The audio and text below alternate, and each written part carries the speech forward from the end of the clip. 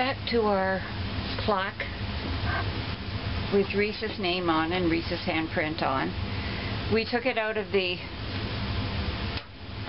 I poured the plaster Paris into this plate, and then about an hour later I lifted it out, and remember there were some pieces of paper that were attached to the front of it, so all I did was take a wet paper towel and gently rub it so that now it's smooth. Okay. Then once it was fairly dry, overnight I let it dry. Then the next day I painted the bubble letters that I made on it, and I took little Reese's hand and I traced her hand rather than put her hand in paint because she's only like 4 months old. But you could use this same form for a preschool child, JKSK, even for grade 1 probably. Their hand would fit on it if you like, and you could put their name down here if you wanted to, and the rest of the hand up there. After painting, I painted the hand with the pink acrylic, and I painted the name Reese with purple acrylic. Now it's not quite dry yet, and what I did do was I took a pen and I went around the letters. Now when I did it, it was like a straight line, but now it's kind of gotten into a fuzzy effect. I think I would wait probably 2 days before I put this. I am going to wait before I put the rest of the black around the edge of the hand, because it's bleeding into the plaster Paris, and as it dries it turns into a nice white, and it'll get whiter and whiter all the time. So I give it at least 2 days. You can paint it after 1 day, but then if you're going to trace the letters with a black pencil, you're going to have to wait for 2 days, otherwise you're going to get this fuzzy effect. And you have it. Here it is for Dad. Reese's handprint from 4 months old, and he has that as a keepsake. Now if you're going to do this for an older grade, I would recommend a pie plate. This is a real pie plate that you would use if you were baking a pie at home, starting from the crust right through to the filling, apples or whatever you're putting in it. But it's got a flat surface here, and that's what you want. You want the flat surface. You don't want it all bumpy, because this is the part that you're going to be turning up. Like you put it in like this and then you turn it up. So you want that nice and smooth so you can do. They could probably do their own handprint rather than have you trace their hand and paint it. And that could be done. I would recommend 2 days to let the plaster dry, because I found that it's still kind of wet. And it would be the same method as before, mixing your batter and pouring it into your pie plate, and then I give it, if you do it around, I give it a few hours before I take the form or the plaster plaque out of the plate, just to be sure, to make sure that it's dried. And remember your paper clip hanger as well. After it's dried, for sure, for a few days, and I've painted it, I'm going to spray it with this gloss like I did the other little creatures over here. Like I did these, the pet rocks for Dad.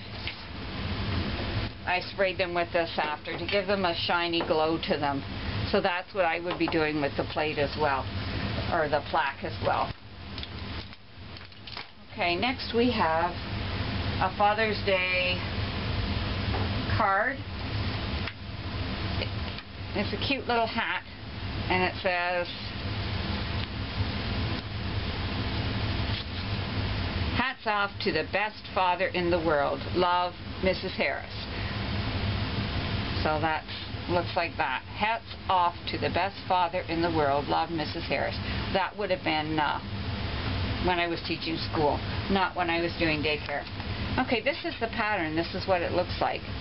Like that, and you just take it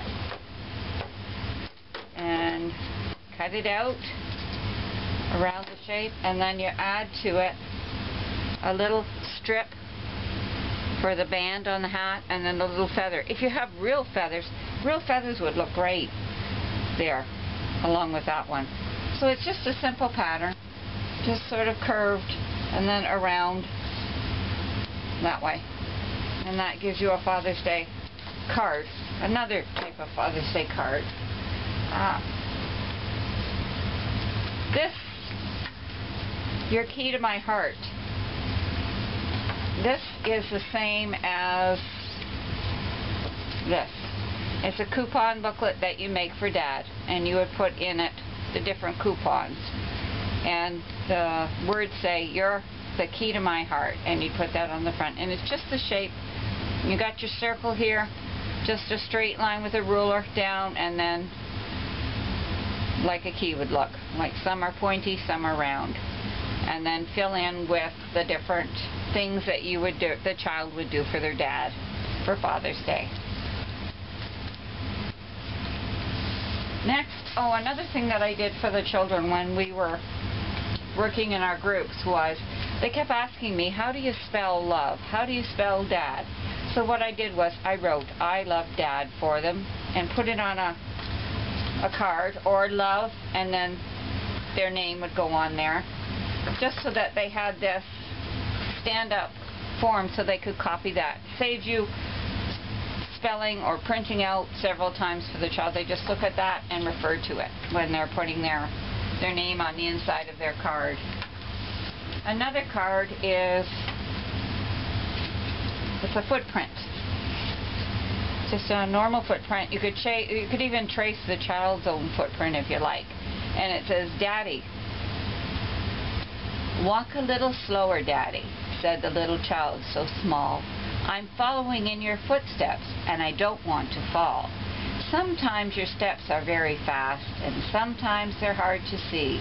So walk a little slower, Daddy, for you are leading me. Someday, when I'm all grown up, you're what I want to be. Then I will have a little child who want to follow me, and I would want to lead just right and know that I was true. So walk a little slower, Daddy, for I must follow you."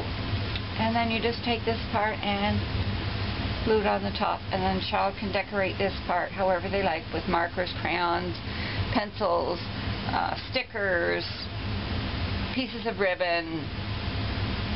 Use their imagination. And there you have another Father's Day card. Another verse for Father's Day is, "I am so happy, I am so glad, because you are my dad." And then the child signs their name. And that's it for Father's Day, and thank you for tuning in. And following this will be Canada Day coming up next. So I hope you'll come back and join us for that. And thank you for being there and giving us your support. Bye for now.